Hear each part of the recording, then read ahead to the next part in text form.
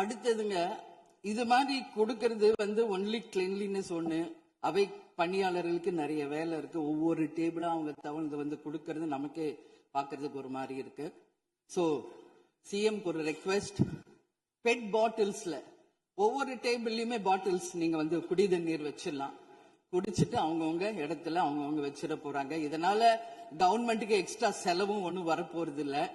அவங்கவுங்க இடத்துல வச்சிடலாம் அப்படின்ற என் கருத்தை நான் சொல்றேன்.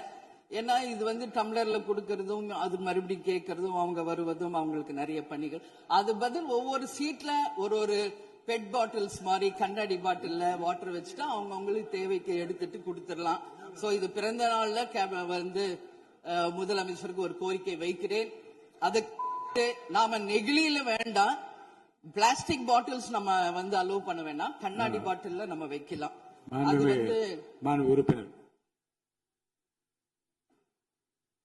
மாண்புமிகு பேரவைத் தலைவர் அவர்களே, அந்நியார் அவர் ஒரு நல்ல கருத்தை இங்கே சொல்லியிருக்கிறார்கள். அந்த கருத்து ஏற்புடையது அல்ல என்பதை நான் தெரிவித்துக் கொள்ள கடமைப்பட்டிருக்கிறேன். என்ற கோபம் வந்தால் தண்ணி பள்ளி கொண்டிருக்க வாய்ப்பு இருக்கிறது.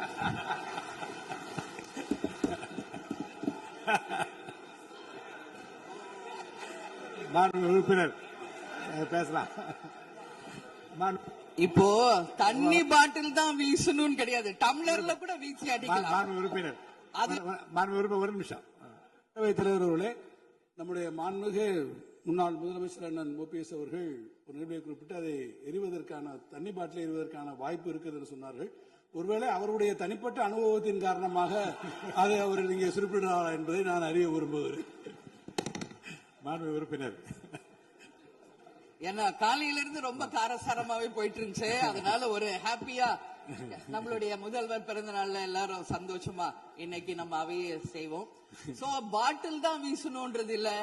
வன்முறைக்கு வேண்டும் என்றால் இங்க எவ்வளவோ இருக்கு, எது வேணாலும் வீசலாம். பட் நம்ம எண்ணம் அது கிடையாது. நிச்சயமாக தண்ணீர் என்றாலே பிரச்சனை தான் போல இருக்கு. அது காவேரி தண்ணீரா இருந்தாலும் டாஸ்மாக் தண்ணீரா இருந்தாலும் அது ஒரு பிரச்சனையா தான் இன்னைக்கு மக்கள்கிட்ட இருக்கு.